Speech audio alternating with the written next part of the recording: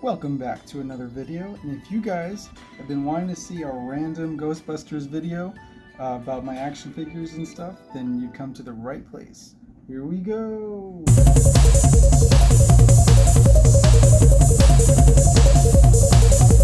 So here's my modest collection of Ghostbusters memorabilia.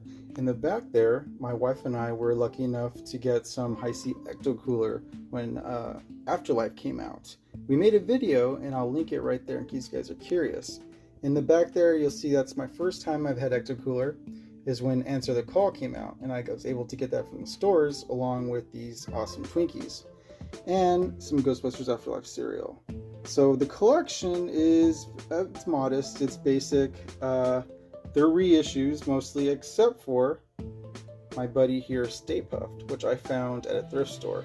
So without further ado, let's take these guys out and get a closer look. So let's start here with the Real Ghostbusters.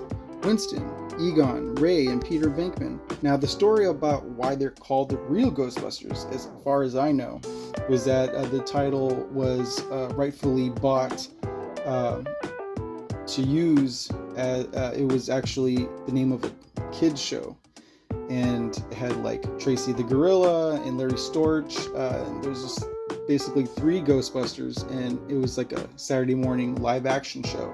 So the rights were bought to call the 1984 movie Ghostbusters, and then when the popularity of that went crazy, they decided to do Filmation's Ghostbusters in order to capitalize on the fame. And so they went ahead, whoever owned it back then, Columbia, Sony, went ahead and made the Real Ghostbusters so kids wouldn't be so confused.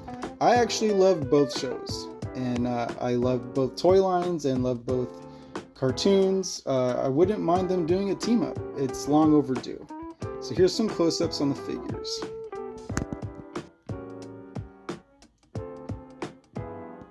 Still have their paint intact. When I had these original figures as a kid, I just remember the paint rubbing off them so easily, or maybe I was too harsh on the figures. I don't know, but I'm so glad that the paint here is still intact. There's just a bunch of glares on it. These are newly dusted. Egon's looking a lot like his cartoon counterpart. Some good details for these being vintage molds. And just like I remember them from when I was a kid. These are great. I think my favorite one was probably Peter Venkman, because I was always kind of a smart ass like he was. And Lorenzo Music did his voice perfectly in the show. And then we got their Proton Beams, which I don't know, some people were annoyed by them, and I think they're kind of cool. Yeah, when they were a kid, they got chewed off or cut off or melted off, whatever. I'm trying my best to keep these Proton Beams intact. It's a cool effect now in retrospect, but I think as a kid, I kind of looked at it and I was like, huh? Why? I think I broke them off instantly on accident. But these are really cool figures. Let's take a look at their Proton Packs. So here are the guys in their Proton Packs. Now, these just look so cool still. A lot of intricate detail, even though they're all basic one color. It would be cool to get maybe little color indicators and stuff like in the show or the movie or the cartoon. But I think they're still really cool. Let's do super close up on these guys. Yes, all very identical except for the colors of the Proton Beams. Look, you can look at their hairstyles here. Let's appreciate the hairstyles.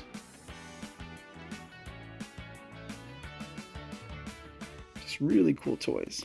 As you see here, you can have them hold the blaster in sort of like an action mode here. And then you could also just have it snapped onto the backpack. Now when you add a ghost there, it looks really cool. It's a really cool effect. Let's put one there now. So here are the Ghostbusters battling Stay Puft. And Stay Puft is not that big if you're trying to do like a movie accurate thing, but still pretty cool. And I guess Peter lost. Uh-oh, there go the guys. Fun. I guess they were no match for Stay Puft. So this is the vintage Stay Puft. You see all those marks and stuff. Very vintage looking. And I remember when I was a kid, I actually had this one. And I don't know if it was me or dogs that we had, but the fingers ended up getting like gnawed off and like holes developed like in the back.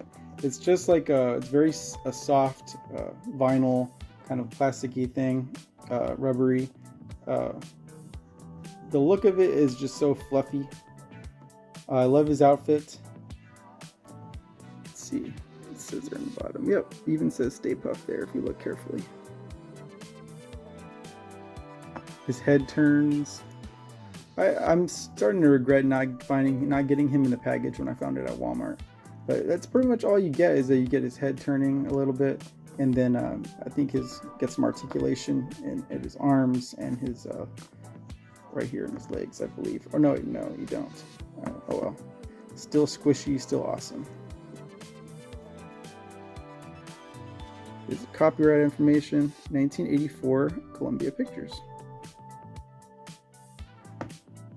Got a little hole there for a peg.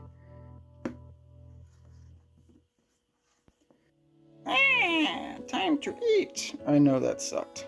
I am no Slimer, but here's the Green Ghost himself with his 4 fingers. I remember that those fingers were gnawed off when I was a kid, and his tail, the end of the tail was too, by dogs, or I don't know who knows, myself.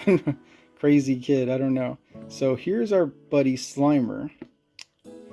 Great detail on this figure and great paint. I remember maybe the old one was a little more squishier. This one's pretty hard. I have no idea. But the back of his tail will move. You can do it upside down, right side up. And I prop him up this way with his hands serving as sort of a stand. Definitely one of my favorites from the Real Ghostbusters line. So that's all we have time for, Ghost Heads. But thanks for joining me on this awesome trip down memory lane. Thanks, Peter, for mentioning that I should be doing a Ghostbusters video. It's long overdue. There's going to be a lot more. Hopefully Hasbro or Kenner, whoever has the license out on these, decide to put more of those reissues out there. I wouldn't mind seeing those like Universal type monsters or Fright features being reissued. I'd totally buy them up. So anyway, till next time, guys. Slime you later.